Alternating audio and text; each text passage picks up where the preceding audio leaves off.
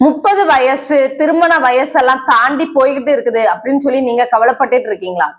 என்னோட ஃப்ரெண்டுக்கு ஒரு புரிதல்னால 32 வயசுல கல்யாணம் ஆச்சு.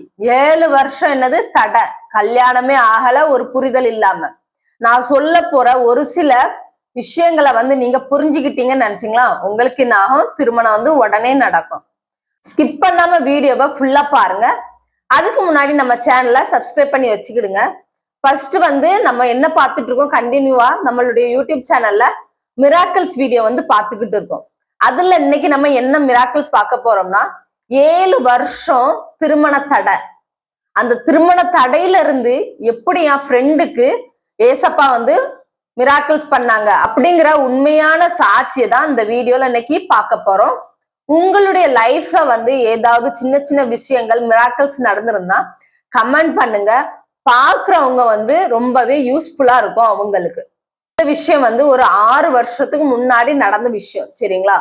என் ஃப்ரெண்டுக்கு நம்ம என்ன செய்வோம், யார்கிட்ட சொல்லாத விஷயம் கூட ஒரு சில விஷயம் நம்ம என்ன பண்ணுவோம், நம்மளுடைய ஃப்ரெண்டுகிட்ட நம்ம ஷேர் பண்ணுவோம், அப்படிதானே? அப்படி இருக்கும் போதும் என்னோட ஃப்ரெண்டுக்கு 32 வயசு அப்போ, சரிங்களா? ஒரு 6 வருஷத்துக்கு முன்னாடி நடந்தது. அப்போ 32 வயசா இருக்கும் போதும் என் ஃப்ரெண்டு என்கிட்ட இது பண்ணிட்டே இருக்காங்க. திருமண தடையாவே இருக்குது, என்ன பண்ண அப்படின்னு சொல்லி ரொம்ப இது பண்ணிட்டே இருந்தாங்க. அவங்களுக்குள்ளேயே ஃபர்ஸ்ட் என்ன ஆகுதுன்னா, ஓவர் எக்ஸ்பெக்டேஷன். நல்ல பொண்ணு வேணும், அழகா இருக்கணும் அப்படின்னு சொல்லி ரொம்ப எக்ஸ்பெக்டேஷன் பண்ணிட்டே இருந்தாங்க. எதிர்பார்ப்பு அவங்களுக்கு ரொம்ப அதிகமா இருந்துச்சு. நான் என்ன சொன்னேன்னா, அவங்கள்ட்ட எக்ஸ்பெக்டேஷன் பண்ணக்கூடாதுன்னு இல்ல, பண்ணலாம். அதுக்குன்னு ஃபர்ஸ்ட் என்ன பண்ணணும், ஒரு புரிதல் வேணும். நம்மளுடைய ஒரு புரிதல் தான் லைஃப் லாங் என்ன செய்யும்னா மூவ் பண்ணி போய்கிட்டே இருக்கும். சின்ன சின்ன அண்டர்ஸ்டாண்டிங், சண்டைகள் எல்லா குடும்பத்திலயும் இருக்குதுதான். ஒரு புரிதல் இல்லாம எவ்வளவோ திருமணங்கள் டைவர்ஸ்ல தான் போய் முடியுது. அப்படி இருக்கும்போதும் ஒரு விஷயம் நான் உங்கள்ட்ட என்ன சொல்றது, புரிதல் கண்டிப்பா வேணும். எக்ஸ்பெக்டேஷன் குறைச்சிக்கிடுங்க அப்படின்னு சொல்லி இது பண்றேன். அவங்க அடுத்தால கேட்காங்க, நான் 7 வருஷமா திருமண வரன் பார்த்துட்டு இருக்கிறேன். எனக்கு இதே ஆக மாட்டேங்குது, வரன் கூடி வரவே மாட்டேங்குது. ஒண்ணு எனக்கு பிடிக்குது, அப்படி இல்ல அந்த பொண்ணுக்கு பிடிச்சாலும் இதாயிருது, தடங்கள் ஆயிருது, ஏதாவது ஒரு விஷயத்துல தடங்கள் ஆயிட்டு தான் இருக்குது அப்படின்னு சொன்னாங்க. அதுக்கப்புறம் நான் என்ன சொல்றேன்னா, அவங்கள்ட்ட சொல்றது, நீங்க ஏசப்பாட்ட உங்களுடைய திருமண காரியத்தை ஒப்படைங்க அப்படின்னு 2வது விஷயம் சொல்றேன். ஃபர்ஸ்ட் புரிதல், கண்டிப்பா நம்ம ஓவர் எக்ஸ்பெக்டேஷன் பண்ணக்கூடாது, எடுக்கக்கூடாது அப்படின்னு சொல்லி ஒண்ணு. 2வது விஷயம் என்ன சொல்றேன்னா, ஏசப்பாட்ட நம்மளுடைய திருமண வாழ்க்கையை கொடுங்க அப்படின்னு சொல்றேன். அப்ப அவங்க என்ன செய்யறாங்க, நான் ஏசப்பாக்குள்ள ரொம்பலாம் நடந்ததே கிடையாது, எப்படி இது பண்ண எடுக்கன்னு அவங்க இது பண்றாங்க. அப்ப நான் அவங்களுக்கு ஒரு வழிகாட்டியா சொல்லி கொடுக்குறேன். இப்படி இது பண்ணுங்க, எடுங்க. நீங்க உங்களையே ஃபர்ஸ்ட் என்ன செய்யணும், ஆயத்தம் ஆக்கிடுங்க. திருமண லைஃப்குள்ள போகும்போதும் வரவங்களை ஒரு நல்ல ஒரு வேலை நீங்க பார்த்தாதான் லைஃபை மூவ் பண்ணி போக முடியும். சின்ன சின்ன உங்கள்கிட்ட ஏதாவது தவறுகளோ, சின்ன சின்ன விஷயங்கள், தேவையில்லாத கெட்ட பழக்கங்கள் இருந்தா ஒவ்வொன்னா நீங்க என்ன பண்ணணும், விட்டுட்டு உங்களுடைய லைஃப்குள்ள போகும்போதும் ஒரு புது மனுஷனா நீங்க போகணும் அப்படின்னு சொல்றேன். அப்போ அவங்களை என்ன பண்றாங்க, ஒவ்வொன்னா இது பண்ணிட்டே இருக்காங்க. சின்ன சின்ன பாவங்கள், தடைகள், மீறல்கள் எல்லாத்தையும் இருந்து அவங்க என்ன செய்யறாங்க, புது மனுஷனா மாறிட்டே வராங்க. அப்படி இருக்கும் போதும் நான் அவங்கள்ட்ட என்ன கேட்கிறேன்னா, நீங்க தொடர்ந்து இது பண்ணீங்களா, அலைன்ஸ் பாத்தீங்களா அப்படின்னு கேட்டேன்.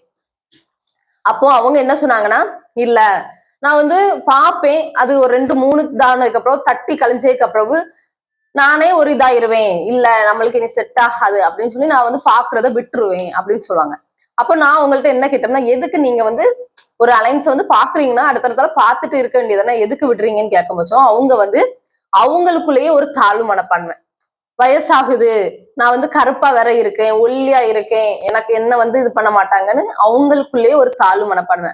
அடுத்தது என்னன்னா, அவங்களுக்கு முடி ஏறநத்தியா போயிட்டு இருக்கு வயசாகிறதுனால.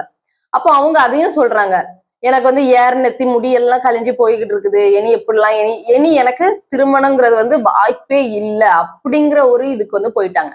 அப்போ நான் என்ன சொல்றேன்னா, நீங்க ஏசப்பா கிட்ட ஒப்படைச்சிட்டீங்களா, ஒப்படைச்சதுக்கு அப்புறம் திருமண வாழ்க்கை அவர் அதன் காலத்துல தரக்கூடியது யாரு, அவர் வல்லவர். அப்படி இருக்கும் போது நம்ம நம்பிக்கையா இருக்கணும், ப்ரேயர் பண்ணணும் திருமண வாழ்க்கைக்காண்டி. இன்னொன்னு என்ன செய்யணும்னா, நம்ம அலைன்ஸ் பாக்குறத விட்டுறக்கூடாது.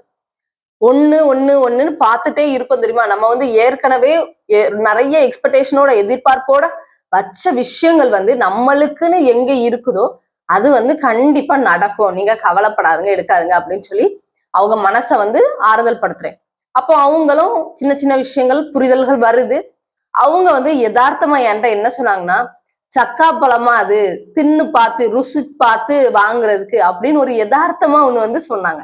அதனால நான் என்ன சொன்னேன்னா, சக்கா பழம்னாலும் நம்ம வந்து தோண்டி பார்த்து வாங்கும் போச்சும் சும்மா தோண்ட மாட்டோம். மேல வந்து முள்ளு மாதிரி இருந்தாலும் கத்தி வேணும். கத்திக்கு வந்து என்ன செய்வோம், எண்ணெய் போட்டுதான் நம்ம வந்து என்ன செய்வோம், அதை வந்து வெட்டுவோம். ஒரு குழி மாதிரி சின்ன குழி மாதிரி வெட்டுவோம். அப்படி இருக்கும் போச்சும் வெளியில நம்மளுடைய லைஃப பார்த்தோம்னா கரடு முரடா தான் இருக்கும். உள்ள போய் என்னது கத்திக்கு வந்து என்ன தேவைப்படுது, எண்ணெய் தேவைப்படுது. ஏன்னா பால் ஒட்டும் நம்மளுக்கு தெரியுது. அப்போ நம்ம வந்து லைஃபுக்குள்ள போகும் போச்சுமோ சின்ன சின்ன கஷ்டங்கள், கவலைகள், கோபங்கள் எல்லாம் இருக்கும். ஒருத்தருக்கு ஒருத்தர் புரிந்து அன்பா ஒருத்தருக்கு ஒருத்தர் அட்ஜஸ்ட் பண்ணி போனாலே லைஃப் வந்து ஹாப்பியா இருக்கும் அப்படின்னு சொல்லி அவங்களுக்காண்டி நான் வந்து இது பண்ணிட்டேன். ஒரு புரிதல்க்குள்ள அவங்கள வந்து வழி நடத்தி வச்சாச்சு. அடுத்தல என்ன செய்யறோம்னா ஃபுல் ப்ரேயர் லைஃப்ல தான் அவங்களுக்கு போயிட்டு இருக்கு. நான் வந்து ஒரு ப்ரேயர் இதுக்கு போகும்போதும் அவங்களுக்காண்டி ஸ்பெஷலா வந்து ப்ரேயர் எழுதி கொடுத்தேன். ஏன்னா அவங்களுக்கு நம்பிக்கையே இல்லை, இனி வந்து எனக்கு திருமணமே ஆகாது, நல்லா சம்பாதிக்கிறாங்க, நல்லா இது பண்றாங்க, வீடு வாசல் எல்லாம் இருக்குது, ஆனா என்னது ஒரு வெறுமை. அப்படி இருக்கும் போச்சும் நான் வந்து என்ன செய்யறேன், நான் வந்து ஒரு ப்ரேயர்ல வந்து எழுதி ஸ்பெஷலா வந்து அவங்களுக்காண்டி ஜெபிக்கிறேன். ஜெபிச்சு முடிச்சு ஒரு 3 மாசத்துல அவங்களே எதிர்பார்க்கல. ஒரு பொண்ணு அவங்க வந்து தெரியாது ஏதோ ஒரு மூலமா வந்து நம்பிக்கை இல்லாம சரி அப்படின்னு சொல்லிதான் பொண்ணு பார்க்க போயிருக்காங்க. பொண்ணு வயசு இவங்க வயசு ரெண்டுமே கிட்டத்தட்ட ஒரு 4-5 வயசு டிஃப்ரெண்ட்ல பொண்ணுக்கும் பிடிச்சிருந்து மாப்பிள்ளைக்கும் பிடிச்சிருந்து கடவுள் வந்து அழகா நேர்த்தியா கல்யாணம் பண்ணி வச்சாரு. கல்யாணம் பண்ணி வச்சு முடிச்சதோட ஒரு அழகான பெண் குழந்தைய கொடுத்து ரொம்பவே அவங்க என்ன செஞ்சாங்கன்னா சந்தோஷப்பட்டாங்க. எனக்கு வந்து திருமண லைஃப் அந்த இதுக்குள்ள நான் போகவே மாட்டேன் அப்படின்னு நினைச்சேன். எனக்கு ஒரு புரிதல் கிடைச்சிச்சு. நான் வந்து நிறைய எதிர்பார்ப்பு வந்து இருந்துச்சு. என்னுடைய வாலிப வயசுல நான் என்னது எதிர்பார்ப்பு வந்து நிறைய இருந்துச்சு. அதனால நான் நிறைய தட்டி தட்டி விட்டேன். கடைசியில 32 வயசுல எனக்கு ஏதாவது பொண்ணு கிடைச்சா போதும், இல்ல திருமணமே வேண்டாம் அப்படிங்கிற சிச்சுவேஷனுக்குள்ள போகும்போதுதான் எனக்கு வந்து நல்ல ஒரு அட்வைஸ் வந்து கிடைச்சிச்சு அப்படின்னு சொல்லி வந்து அவங்க என்ன செஞ்சாங்கன்னா என்கிட்ட வந்து சொன்னாங்க. இதே மாதிரி நான் என்ன சொல்றேன்னா, எவரால செய்ய முடியாத காரியத்தையும் நம்மளுடைய தேவன் வந்து செய்ய வல்லவர் என்கிறதுக்கு வந்து என்னது இந்த ஒரு பெரிய வீடியோ வந்து சாட்சியா இருக்குது. உண்மைதானே?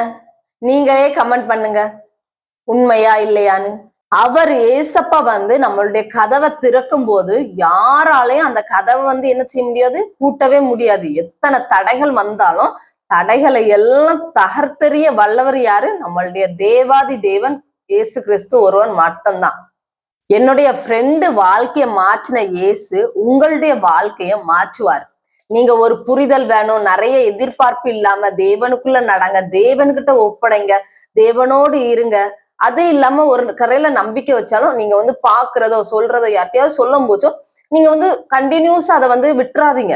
ஏன்னா 2-3 அப்படின்னு தடங்கள் வந்ததுக்கு அப்புறம் வந்து போதும் எனக்கு இனி கல்யாணமே வேண்டாம் அப்படிங்கிற இதுக்குள்ள நீங்க வந்து போகாம ஏசப்பா பாப்பாரு நம்பிக்கையோட விசுவாசத்தோட இருந்தீங்கன்னு நினைச்சீங்களா, கண்டிப்பா உங்களுடைய லைஃபும் மாறும். நான் விசுவாசிக்கிறேன். நீங்க விசுவாசிக்கிறீங்கன்னா கமெண்ட்ல ஆமேன்னு சொல்லுங்க. இது வந்து நம்மளுடைய யூடியூப் சேனல்ல 3வது மிராக்கிள்ஸ் வீடியோ வந்து இப்போ வந்து நான் பார்த்துட்டு இருக்கோம்.